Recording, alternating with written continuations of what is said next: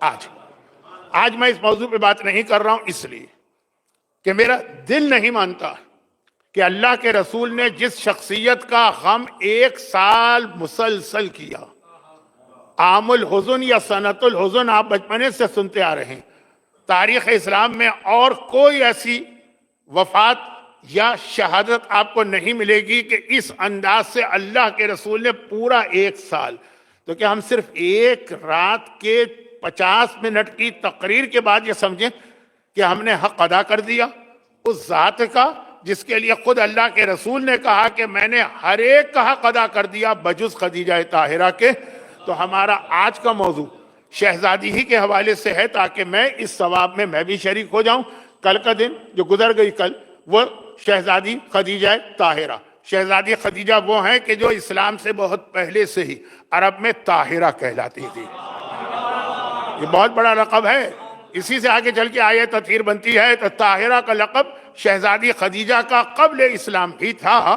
تو شہزادی کا حق صرف ایک دن کے 50 یا 40 منٹ کے بیان سے ادا نہیں ہو سکتا۔ میں بھی اگر پورا اچرا پڑھوں تب بھی حق تو ادا نہیں ہوگا، لیکن تھوڑا مجھے بھی ثواب مل جائے، تھوڑا میری ماں کا تذکرہ ہو جائے، خدیجہ طاہرہ ہم سب کی ماں ہیں، لیکن اس کو میں ربط دیتا ہوں جو میری معلومات کے مطابق ماہ رمضان کی پہلے 10 دن کی تقاریر کا عنوان تھا توحید۔ میری معلومات کے مطابق عنوان توحید تھا، توحید سے توحید پروردگار کا توحید کے 2 حصے ہیں۔ روزے کے عالم میں آپ ہیں اور روزہ بھی اس وقت آخری مرحلوں میں ہے، تو زیادہ خشک گفتگو نہیں کرنا چاہتا ہوں، یہ تمہید کے 2 جملے ہیں بس۔ توحید 2 چیزیں، اللہ ہے کہ نہیں، یہ بھی توحید کا حصہ ہے، یعنی وجود خدا، ڈز گاڈ ایگزسٹ، خدا ہے کہ نہیں، اور پھر اگر ہے تو وہ ایک ہے کہ ایک سے زیادہ۔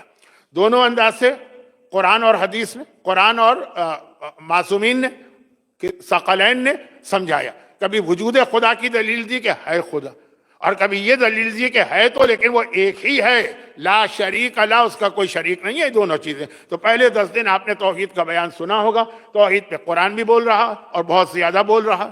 توحید نہج البلاغہ بھری پڑی ہے، توحید صحیفہ کاملہ کا سب سے اہم موضوع توحید ہے، معصومین کی دعاؤں کا اہم ترین موضوع توحید ہے۔ آپ میں سے کسی نے اگر حج کیا تو میدان عرفات کی اہم ترین دعا کا حسین کی اول سے آخر تک توحید کا بیان ہے۔ تو معصومین توحید پر، اور یہ کہہ کر جیسے آپ کسی بچے سے بھی پوچھئے قرآن کیسے شروع ہوتا ہے، یا تو علم کے سورہ کا ذکر کرے گا، یا یہ کہ الف لام میم ذالک الکتاب لا ریب فیہ۔ نہج البلاغہ کیسے شروع ہوتی ہے؟ بسم اللہ الرحمن الرحیم الحمدللہ الذی لا یبلغ مدحتہ القائلون۔ آغاز نہج البلاغہ پہلا جملہ یہ ہے جیسے قرآن میں الف لام میم ذالک الکتاب لا ریب فیہ ہے، نہج البلاغہ ساری تعریف اس اللہ کی کہ بیان کرنے والے اس کا حق ادا کر ہی نہیں سکتے ہیں، تو انسانی طاقت سے یہ باہر ہے توحید پروردگار۔ مگر جتنا ہر آدمی کی کیپیسٹی اور عقل ہے اس کے اعتبار سے معصومین نے دعاؤں کے ذریعے سمجھایا، مولانا نہج البلاغہ کے خطبات کے ذریعے سے سمجھایا، چوتھے امام نے صحیفہ کاملہ کے ذریعے سے سمجھایا۔ مگر سب سے پہلے اس موضوع پر کس نے روشنی ڈالی؟ خود اللہ نے قرآن کے ذریعے سے۔ اب قرآن میں اللہ اپنے وجود کے لیے بھی 10 دن کا موضوع 11ویں دن کے شروع کے 10 منٹ میں مکمل ہو رہا۔ اللہ نے اپنے وجود کی دلیلیں بھی دی قرآن کی میں آیتوں پہ آیتیں کہ میں ہوں، اور اللہ نے اپنے ایک ہونے کی دلیل بھی دی، لو کان فیہما آلہۃ الا اللہ لفسدتا۔ دیکھو اگر 2 خدا ہوتے تو زمین و آسمان کے اندر خرابی پیدا ہو جاتی، فساد برپا ہو جاتا۔ تو اب یہ وجود خدا کے لیے آیت نہیں آئی ہے، یہ ہے کہ نہیں خدا ہے مگر ایک ہی ہے، 2 نہیں ہے۔ تو یہ ایک حصہ، اور پہلا حصہ ہے خدا۔ اب خدا اپنے آپ کو، اب توجہ دیجیے، اب خدا اپنے آپ کو، اپنے وجود کو، میں ہوں یہ نہیں ہے خدا، بغیر خدا کے کائنات نہیں چل سکتی، اس کے لیے دلیلیں لا رہا۔ اب جو دلیلیں لا رہا ہے اس میں یہ دلیل بھی ہے سورج کا نکلنا، چاند کا چمکنا، ہواؤں کا چلنا، زمین و آسمان کی گردش، بارشوں کا برسنا، مخلوقات کی تخلیق، یہ ساری چیزیں قرآن بتا رہا ہے نا۔ ان میں ایک یہ نشانی قرآن بتا رہا ہے اپنے وجود کی، خدا میں ہوں، میرے ہونے کی دلیل کیا ہے؟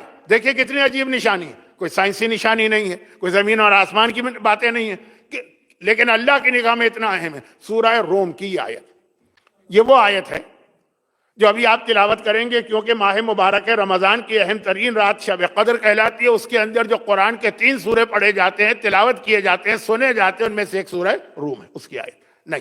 اور سنیے شادی کے کارڈ جو بھیجے جاتے ہیں، چاہے وہ پہلے زمانے کے اعتبار سے چھپے ہوئے کارڈ ہارڈ کاپی، چاہے آج کل کے اعتبار سے ای میل یا یوٹیوب یا واٹس ایپ کے ذریعے سے جاتے ہیں، اس کے اوپر قرآن کی جس آیت کا عام طور پہ انتخاب کیا جاتا ہے وہ یہی آیت۔ کیا ہے آیت؟ آیت یہ ہے کہ خدا، اس سے پہلے کی آیتیں، اس کے بعد کی آیتیں سب شروع ہو رہی ہیں، سب کا اسٹارٹ ایک ہے، وَمِنْ آیَاتِهِ۔ دیکھو میرے وجود کی ایک علامت، میرے وجود کی ایک نشانی۔ کتنے بے عقل لوگ ہیں، کتنے احمق لوگ ہیں جو یہ سب دیکھ کر بھی مجھ کو نہیں مانتے ہیں۔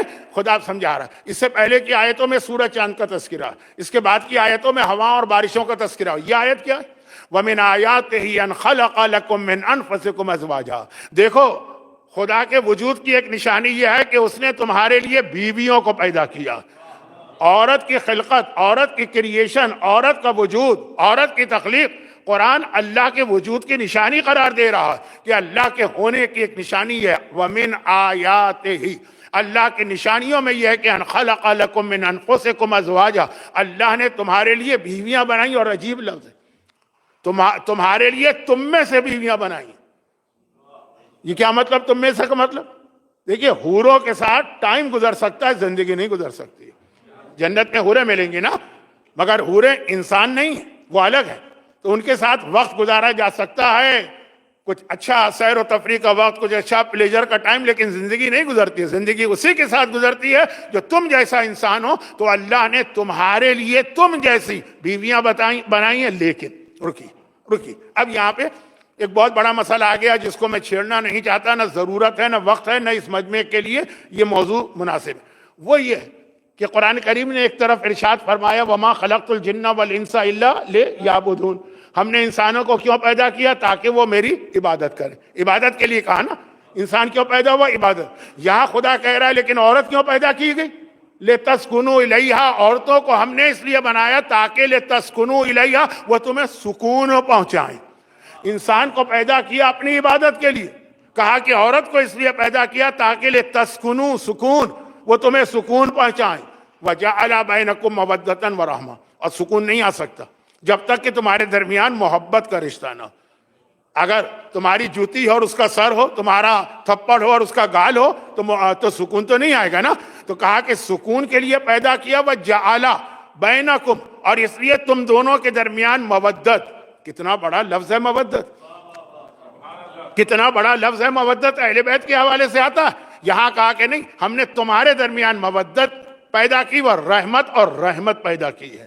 اور پھر قرآن نے کہا کہ عام آدمی تو سمجھے گا بھی نہیں کہ ہم کیا کہیں گے۔ ان فی ذلک لآیات لأولی الالباب، صرف عقل رکھنے والے جانتے ہیں کہ یہ ہم نے اپنی کتنی بڑی نشانی بتائی۔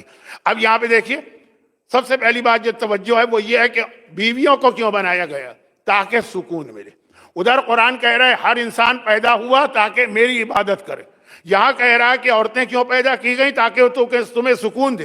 یعنی یہ خلاصہ یہی ہوا کہ عبادت کا لفظ ہے نا، قرآن نے کہا عبادت کے لیے پیدا کیا۔ اب عبادت کے طریقے الگ ہوتے ہیں، کسی کی عبادت کسی طریقے سے، کسی کی عبادت کسی طریقے سے ہے۔ کہا کہ عورت کی عبادت ہی یہ ہے کہ وہ اپنے شوہر اور گھر والوں کو سکون پہنچائے۔ جو عورت جتنا زیادہ سکون پہنچائے گی وہ اتنی ہی عبادت گزار ہے۔ ہر ایک کی عبادت کا طریقہ الگ الگ ہے۔ دیکھیں نماز روزہ جو فروع دین بیسک ہیں وہ سب کے لیے ایک ہے، لیکن اس میں بھی جہاد عورت کے لیے نہیں ہے وہ والا جہاد جو مردوں کے لیے، مردوں کی عبادت ہے وہ عورت کی عبادت ہے۔ یعنی کربلا کو مختصر کر کے بعض علماء ایک جملے میں بیان کرتے ہیں، کربلا کے مردوں کا جہاد تھا میدان میں جا کر جان دینا، اور عورتوں کا جہاد تھا ان مجاہدین کو تیار کرنا، تو وہ بھی ان کا جہاد، یہ بھی ان کا جہاد۔ طریقہ جہاد الگ الگ ہے تو طریقہ عبادت الگ ہے۔ مردوں کا جہاد الگ، مردوں کی عبادت الگ ہوگی، لیکن عورتوں کی عبادت ہے کہ وہ اپنے گھر والوں کو سکون پہنچائیں۔ یہ تو پہلی بات ہے۔ سورہ توبہ کی ایک آیت سن لیجیے، یہ کچھ تمہیدی باتیں میں اپنی ماں کی طرف بڑھ رہا ہوں، شاید یہ ذکر کل جا کے مکمل ہو جائے، لیکن مجھے یاد ہے جب میں نے مجالس پڑھنا شروع کی تھی، شہزادی کونین کی شہادت، کتنا بڑا کائنات کا صدمہ، کربلا کا پورا واقعہ ہی اس کی وجہ سے ہوا، لیکن شہادت کے دن ایک مجلس ہوتی تھی بس۔ مجھے یاد ہے جب میں نے مجالس شروع کی تھی، شہزادی کی وفات، لوگ جنتری میں دیکھتے تھے یہ 3 جماعت ثانی ہے، ایک مجلس ہوگی۔ پھر ہم نے دیکھا کہ زمانہ بدلا، مومنین کو اویئرنیس آئی، غیروں کی بات چھوڑیے، اپنے لوگوں کو، اتنی عظیم شخصیت اور صرف ایک رات کے چند منٹ ان کے مصائب، یہ حق ہزارہ کا ادا ہو گیا نہیں، پھر 3 مجلسیں ہونے لگی۔ پھر اس کے بعد اور توجہ ہوئی 5 ہونے لگی. اب اس کے بعد نہ صرف یہ کہ کئی جگہوں پہ دنیا میں شہزادی کونین کی شہادت پر عشرے ہوتے ہیں، بلکہ جو 2 مشہور تاریخیں انڈیا پاکستان میں، ویسے تو بہت تاریخ ہیں، دونوں میں عشرے ہوتے ہیں. یہ آہستہ آہستہ نا جناب خدیجہ طاہرہ کا ذکر صرف ایک رات حق ادا نہیں ہوگا، تو میں کم از کم اس کو 3 دن کرنا چاہتا ہوں. ایک دن کل آپ سن چکے، آج آپ تمہید سن رہے ہیں، لیکن اب یہ تمہید ختم ہو رہی ہے.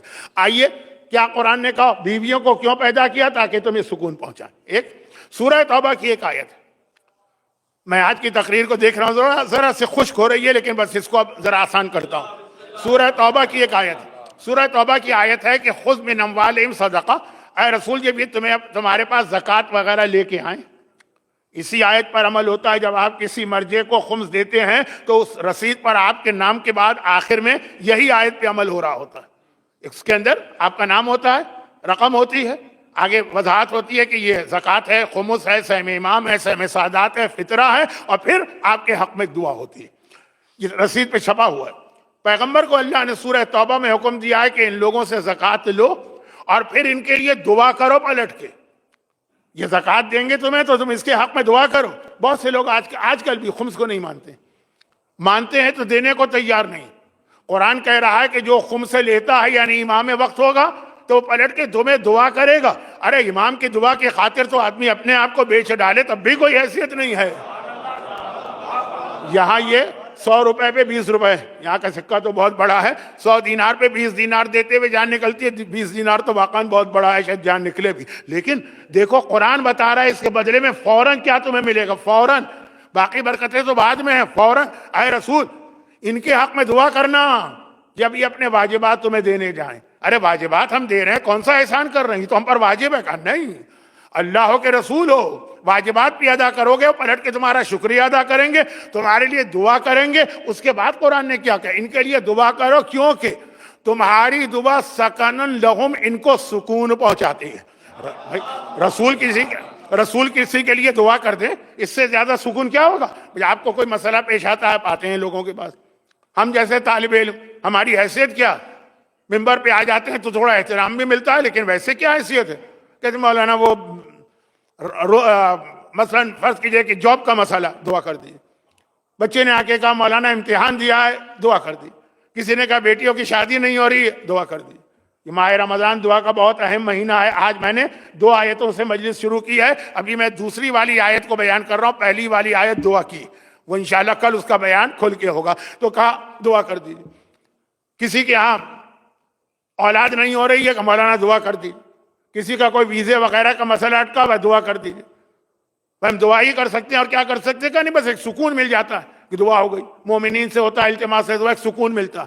ایک عام آدمی، ایک گناہگار آدمی، ایک ہم جیسا آدمی، اس کی دعا بھی پریشان حال کو سکون دیتی ہے.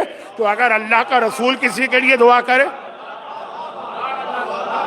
قرآن نے پہلے سے کہہ دیا، ابھی لوگوں سے پوچھا نہیں، قرآن نے سروے نہیں کیا، پہلے سے کہہ دیا تو ان کے حق میں دعا کر، کیونکہ تیری دعا ان کو سکون پہنچائے گی. تو اللہ کا حبیب کون ہے؟ جس کی خالی دعا جو ہے وہ سب کو سکون پہنچاتی ہے. ٹھیک ہے. ادھر قرآن نے کہا بیویوں کو ہم نے اس لیے پیدا کیا تاکہ وہ تمہیں سکون پہنچائیں.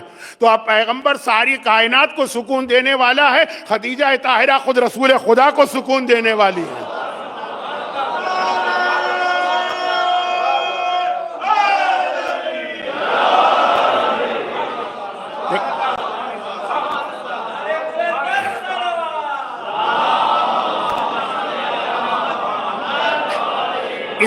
اس آیت میں 2 لفظ بہت اہم آئے ہیں. سورہ روم کی آیت جو آپ شب قدر میں پڑھیں گے، شادی کے کارڈ پہ آپ کئی دفعہ دیکھ چکے ہوں گے. 2 لفظ بہت اہم ہیں، ہر لفظ اہم ہے لیکن اس وقت کے اعتبار کہا نمبر 1 مقصد کیا ہے؟ بیویوں کا، تاکہ تمہیں سکون پہنچائے.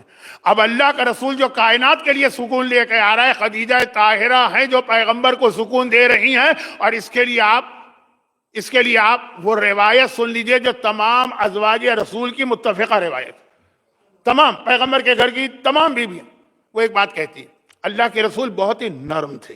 یعنی یہ پیغمبر کے ازواج کی بات نہیں کر رہا ہوں، یہ تو پیغمبر کے بارے میں سب نے لکھا کہ پیغمبر بہت نرم تھے.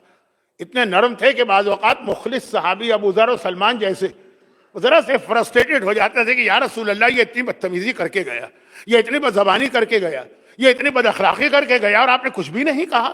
مسکرا مسکرا کے آپ اس کی باتیں برداشت کرتے رہے. قرآن نے بھی کہا لو کنت فظا غلیظ القلب، اے حبیب اگر تم دل کے سخت ہوتے لنفضوا الیہ، وہ جو تمہارے چاروں طرف ہے سب بھاگ جاتے. تو اللہ کے رسول کو نرم دل بنایا، جو قرآن کی آیتوں میں یہ ہے نرم دل. مگر ایک بات یاد رکھیے، جو آدمی بہت ہی ٹھنڈے مزاج کا ہو، بہت ہی نرم دل ہو، اگر کبھی اس کو غصہ آئے، آتا ہی نہیں، لیکن جب کبھی غصہ آئے تو اس کا غصہ بہت خطرناک ہوتا ہے. جسے زندگی میں غصہ آتا ہی نہیں، سال میں ایک آدھ مرتبہ بھی نہیں آتا ہے، لیکن جب آ جائے پھر اس کے سامنے کوئی نہیں ٹھہر سکتا ہے. اللہ کا رسول بہت ہی نرم. قرآن کہہ رہا ہے لو کنت فظا غلیظ القلب، تمہارا دل سخت نہیں ہے. انک لعلی خلق عظیم، تم بہترین اخلاق والے ہو بہت ہی. لیکن کبھی پیغمبر کو جلال آ جاتا. اب ازواج رسول جو گھر کی رہنے والی ہیں ان کی بات سنی. ازواج رسول کہہ رہی ہیں جب کبھی اللہ کے رسول جلال میں آ جائیں، ہم میں سے کسی کی ہمت نہیں ہوتی اس وقت پیغمبر کے سامنے آنے کی. اور اب ہم یہ سوچتے ہیں کس طرح سے پیغمبر کے کچھ الفاظ شان رسالت کے خلاف ہیں، لیکن وقت بہت کم ہے. کیسے پیغمبر کے غصے کو ٹھنڈا کیا جائے، پیغمبر کے غصے کو ختم کیا جائے.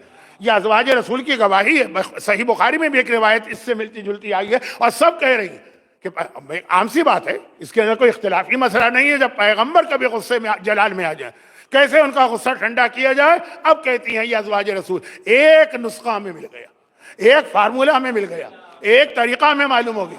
جیسے ہی پیغمبر جلال میں ہو، ایسا جلال کی زمین و آسمان توبالا ہو جائیں، لیکن ان کے سامنے صرف خدیجہ کا نام لے لو، خالی نام، خالی نام، اور کوئی فضائل نہیں، کوئی تاریخ نہیں، صرف نام خدیجہ. او ہو، ایسا لگا یہ وہ رسول ہے ہی نہیں. ایسا اتنی تیزی سے پیغمبر بدل جاتے ہیں، چہرے پہ مسکراہٹ آ جاتی ہے. خدیجہ طاہرہ کا نام سنا تو ان کے فضائل بیان ہونا شروع ہوتے ہیں، ان کی حالات بیان کرنا شروع کرتے ہیں. وہ روایت تو آپ نے سنی ہوگی، وہ میں نہیں پڑھ رہا ہوں کہ کسی نے کہا کہ آپ کو ان سے بہتر بیوی ملی تو پیغمبر نے کہا نہیں انہوں نے 3 ایسے خدمات. وہ نہیں، یہ تو ایک فارمولہ بن گیا. ازواج رسول کے پاس یہ ایک اصول ہے، پیغمبر کے غصے کو اگر ٹھنڈا کرنا ہو تو خدیجہ کا نام لو، اس لیے کہ خدیجہ اس کا نام ہے جس نے رسول کو خالی زندگی میں ہی سکون نہیں پہنچایا، دنیا سے جانے کے بعد بھی اتنا سکون پہنچاتی ہیں کہ پیغمبر نام خدیجہ سنتے ہیں پیغمبر کا جلال چلا گیا اور پیغمبر اتنے زیادہ سکون میں آ جاتے ہیں. اب سنیے ایک اور دلیل، ایک اور دلیل، ایک اور دلیل، اور پھر میں نے کہا آیت کے ایک اور لفظ پہ میں جاؤں گا. ایک اور دلیل. الحمدللہ میں ویسے یہ باتیں کہتا نہیں، لیکن چونکہ تقریباً آدھی شیعہ دنیا اردو دان جانتی ہے، اس لیے کہہ رہا ہوں کہ خدا نے مجھے مکہ اور مدینہ جانے کی سعادت بار بار بار بار بار بار دی. حج پہ بھی، عمرے پر بھی، قافلوں کے ساتھ بھی، اکیلے بھی کئی دفعہ گیا، بہت دفعہ، یعنی اتنا کہ اب گنتی بھی نہیں کرتا ہوں. تکبر بھی آ جاتا ہے، بھول بھی جاتا ہوں. خلاصہ یہ ہے کہ اپنی بات نہیں کر رہا ہوں، جن کے ساتھ میں جاتا ہوں اس میں انڈیا کے لوگ بھی تھے، پاکستان کے تھے، گلف کے تھے، یورپ کے ہیں، امریکہ کے ہیں، کینیڈا کے ہیں، افریقہ کے، دنیا بھر، سب جگہ جتنے لوگ جاتے ہیں عمرے پر یا حج پر مکے میں، سب کی یہ خواہش ہوتی ہے کہ جتنا قریب ہوٹل مل سکے خانہ کعبہ. اب حیثیت نہیں ہے، بہت مہنگا ہے، اتنی آدمی کی مالی استطاعت نہیں ہے تو وہ مجبوراً دور ہی جائے گا. اس لیے کہ بہرحال خانہ کعبہ کی زیارت مل جائے بڑی بات ہے، لیکن جو اس پوزیشن میں ہوتے ہیں ہر ایک کی خواہش ہے جتنا قریب سے قریب خانہ کعبہ کے ہوں. یہ کربلا کا بھی ہے، یہ نجف کا بھی ہے، یہ ہر قابل احترام جگہ کا ہے کہ بس ہمیں کوئی زحمت نہ ہو، ہوٹل سے اترے، آنے جانے کا ٹائم کیوں لگے، یہ وقت بھی خانہ کعبہ میں کیوں نہ گزاریں، یہ وقت بھی مولا کی زری پکڑ کے کیوں نہ گزاریں، یہ وقت بھی آقا حسین کی حرم میں کیوں نہ گزاریں، قریب سے قریب. اللہ کے رسول نے جب مکہ فتح کیا، جب پیغمبر نے ہجرت کی تو اس وقت تک تو اپنے اسی مکان میں تھے جہاں پیغمبر کی ولادت نہیں، شادی کے بعد خدیجہ طاہرہ نے رکھا تھا. اس کے بعد اب جب واپس آئے فتح مکہ کے بعد پیغمبر آخری حج، اب پیغمبر مکے کے حاکم ہیں، وہ جہاں چاہے رہ سکتے ہیں، ان کا اپنا گھر بھی اس مکے میں ہے، جناب خدیجہ کا گھر بھی اسی مکے میں، یہ دونوں حرم سے قریب. پیغمبر اسلام نے کہاں پہ قیام کیا؟ خیمہ لگایا جہاں مکہ ختم ہو جاتا ہے شہر کے باہر. آج بھی وہاں پہ ایک چھوٹی سی مسجد بنی ہے نا، مسجد شجرہ، درخت والی مسجد، کہ اس کے درخت کے نیچے پیغمبر کا خیمہ لگا تھا، مسجد شجرہ. کہاں؟ جو اس زمانے میں مکے سے باہر تھی. اس کے بعد مکہ شروع ہوتا ہے، پیغمبر حج کے لیے آ رہے ہیں اور مکے سے باہر قیام کر رہے ہیں. ایک عام مومن بھی کبھی تیار نہیں ہوتا ہے مجبوری کے علاوہ، اللہ کے رسول کو تو کوئی مجبوری نہیں. تو کسی نے کہا بھی کہ یا رسول اللہ آپ یہاں پر ہیں، آپ مکہ شہر میں آ جائیے، چلیے آپ کا اپنا مکان بھی اور مکے کا ہر آدمی آپ کو اپنے گھر میں مہمان رکھے، آپ کے لیے کیا مسئلہ، آپ یہاں کیوں قیام کر رہے ہیں؟ پیغمبر نے سیدھے ہاتھ کی جانب اشارہ کیا۔ آج بھی آپ وہاں جائیں گے، مسجد شجرہ دیکھیے گا، یاد رکھیے گا اگر ابھی تک آپ میں سے کوئی نہیں گیا، خدا ہر مومن اور ہر مومنہ کو حج، عمرہ اور چہاردہ معصومین کی زیارت سے جلد از جلد مشرف کرے۔ یہ میرا جملہ یاد رکھیے گا۔ وہ مسجد دیکھیے گا، پیغمبر نے سیدھے ہاتھ کی جانب اشارہ کیا، اس مسجد سے بالکل سیدھے ہاتھ میں دیکھیں گے قبر خدیجہ۔ پیغمبر نے کہا میں نے قیام اس لیے کیا ہے کہ مجھے یہاں قبر خدیجہ کی قربت کی وجہ سے سکون ملتا ہے۔ خدیجہ طاہرہ کی وفات کو کتنے سال گزر گئے، پیغمبر، اب میں جملہ جو کہہ رہا ہوں یہ میرا، یہ رسول کا نہیں، ایسا نہ ہو کہ میرا اپنا روزہ بھی غلط ہو جائے، لیکن جملہ جو ہے میرا اپنا۔ پیغمبر خانہ کعبہ کے قریب رہ سکتے ہیں، کعبہ چھوڑ کر قبر خدیجہ کے قریب جا رہے ہیں، بتا رہے ہیں کہ جو سکون لوگوں کو کعبے میں ملے گا اس سے زیادہ سکون مجھے قبر خدیجہ سے ملا کرتا۔ کیا کہنا اس خدیجہ طاہرہ کا جو اللہ کے رسول کے لیے اتنا سکون لے کے آ رہی کہ زندگی میں بھی، قبر کے ذریعے بھی، خالی نام خدیجہ کے ذریعے بھی۔ ایک بات اور یہ یاد رکھیے گا، اس سے ایک نتیجہ نکلے گا جو کل آئے گا بھائی۔ دوسری بات کیا قرآن نے اسی آیت میں کہا، جہاں بیویوں کا تذکرہ ہے کہ ہم نے ان کو پیدا کیا تمہارے سکون کے لیے نا، اور پھر قرآن کہتا وَجَعَلَ بَيْنَكُمْ مَوَدَّةً وَرَحْمَةً،